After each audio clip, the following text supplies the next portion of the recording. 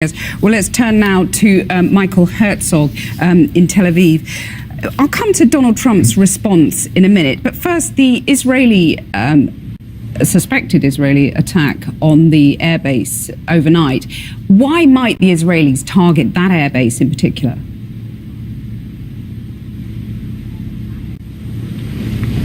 Well, there is a broad context to be considered here, and it has to do with Iran's plan to deploy militarily in Syria to fill the void created by the collapse of ISIS in Syria and Iraq, create a direct zone of influence in the heart of the Middle East, stretching from Iran to the Mediterranean. And Syria is an important linchpin, because it's a vital link to the Mediterranean, it's a vital link to Hezbollah, the strongest Iranian proxy. It borders on Israel, and the Iranians also see an opportunity, given the fact that Assad is beholden to them. They saved him in this war.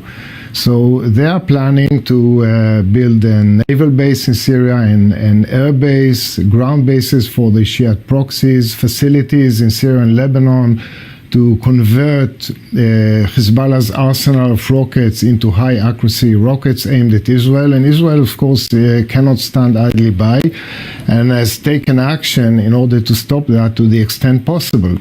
But now, Israel said repeatedly, while it never assumes Israel never assumes responsibility for a specific action in Syria, but it has acknowledged that it's taken action to stop the Iranians and that it will not tolerate Iran turning Syria into a military front threatening Israel. I think this is a broad context to be considered.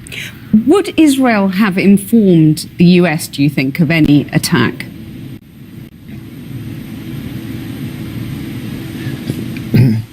Well, Israel has always made it a point to maintain its independence of decision and action. I'm not sure at what exact time Israelis informed the Americans.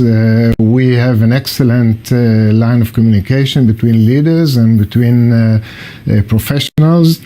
I'm not sure that Israel informed the US ahead of time or during the action, but I'm sure that they were informed in due time. Michael Herzog, thank you very much for joining us, and sorry about the delay on that line.